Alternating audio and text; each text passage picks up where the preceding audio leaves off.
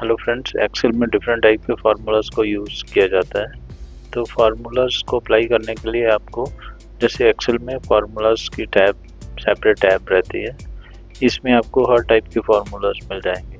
तो इस वीडियो में हम 10 बेसिक फार्मूलाज को डिस्कस करेंगे जो आमतौर पे रूटीन लाइफ में यूज़ होते रहते हैं। तो चलिए देखते हैं एक एक करके इनको। जैसे ऑटो सम करने के लिए यूज़ करते हैं। इसी तरह फाइनेंशियल में फाइनेंशियल रिलेटेड फार्मूलाज हैं।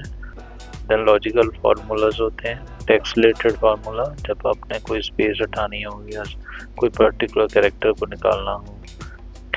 ऐसे डेट टाइम के फार्मूलाज हैं। Lookup and reference formulas math and trigonometric के हैं, और इस तरह के बहुत सारे फंक्शंस हैं।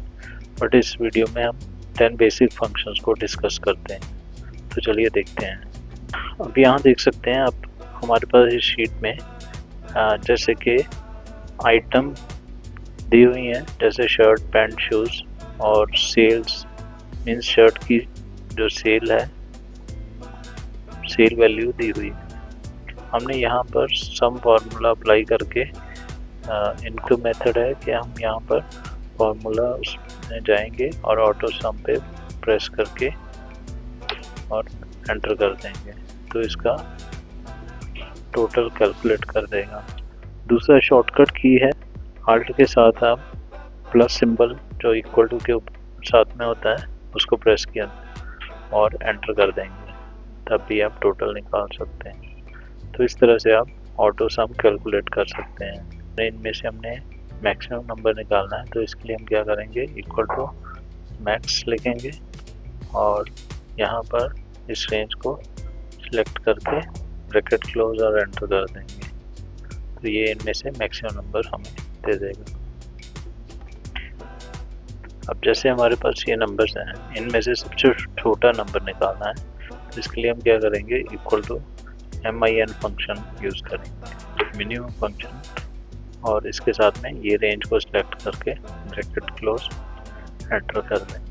आप देख सकते हैं सबसे छोटा नंबर हमें यहाँ मिल गया।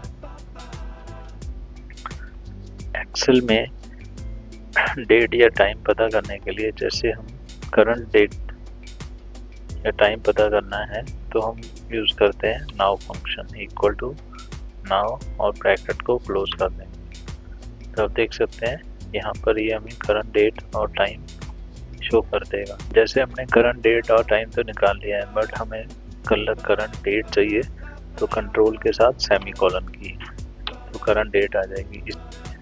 इसी तरह करंट टाइम चाहिए, तो कंट्रोल शिफ्ट के साथ सेमी कॉलन, तो कल हमें टाइम मिलेगा। जैसे हमें यहाँ पे कुछ नंबर्स दिए हैं और इनकी एवरेज निकालनी है, तो हमें इसके लिए एवरेज फंक्शन को यूज़ करना पड़ेगा, इक्वल टू एवरेज, और फिर उसके बाद में यहाँ पे इस रेंज को सिलेक्ट करके ब्रैकेट क्लोज कर देंगे। देख सकते हैं इन नंबर्स की एवरेज आ चुकी है। इस तरह से हम एवरेज कैलकुलेट कर सकते हैं। अब हम देखते हैं यहाँ काउंट फंक्शन। जैसे हमारे पास कुछ नंबर दिए हैं, इस नंबर में यहाँ टेक्स्ट भी दिया है। अब सपोज हमने इनका काउंट करना है, तो हम क्या करेंगे, काउंट फंक्शन को यूज़ करेंगे, इक्वल टू काउंट ब्रैकेट, और जैसे हम इस रेंज को सिलेक्ट कर लेते हैं। बट आप देख रहे हैं इसमें टेक्स्ट भी है, जब हम एंटर करते हैं तो ये हमें सिर्फ न्यूमेरिक एंट्रीज का ही टोटल दिखाएगा, काउंट। तो इस तरह से काउंट निकालने के लिए हम काउंट फंक्शन को यूज़ करते हैं और फिर रेंज को सिलेक्ट कर लेंगे उसमें। तो इस तरह से जो रेंज होगी उस रेंज तक के नंबर्स का वो काउंट करके दे देगा, टोटल काउंट क्या है। तो जैसे हमारे पास कुछ नंबर दिए हैं, इनका काउंट निकालना है, तो हम यहाँ लिखेंगे इक्वल टू काउंट और हम रेंज सेलेक्ट कर लेंगे। जैसे कि हम इसको ले लेते हैं, इसमें टेक्स्ट भी आ रहा है, तो टेक्स्ट को इग्नोर कर देगा।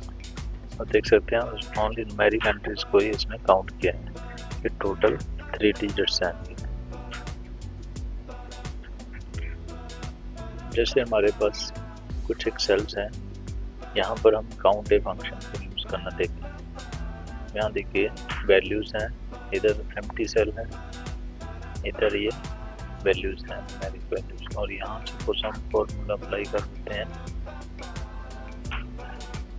B2 ये वाला सेल प्लस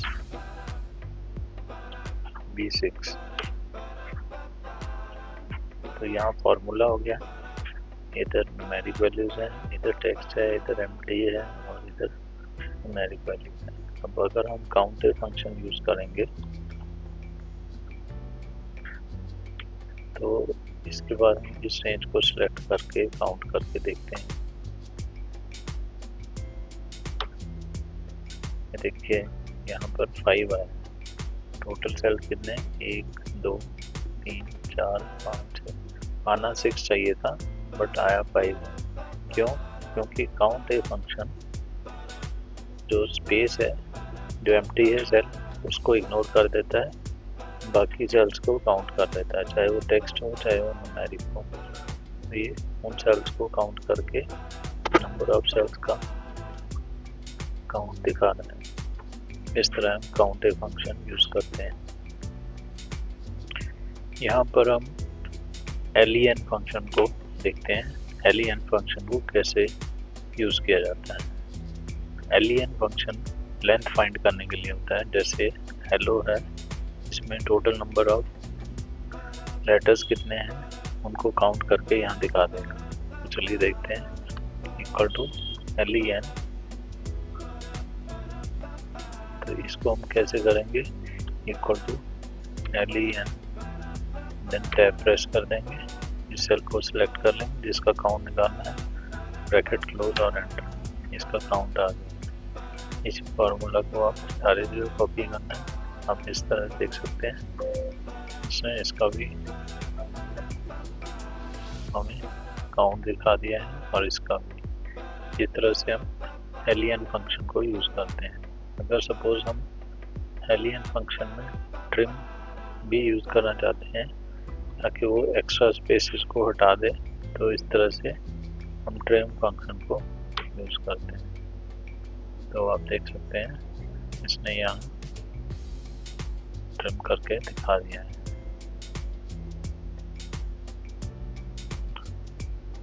तो जैसे अब ट्रिम फंक्शन को यूज़ करना है तो हम इसको जैसे ऐसे लिखते हैं len देन ट्रिम। अगर कोई एक्स्ट्रा स्पेस आगे या पीछे होगी वो उसको मूव कर देगा।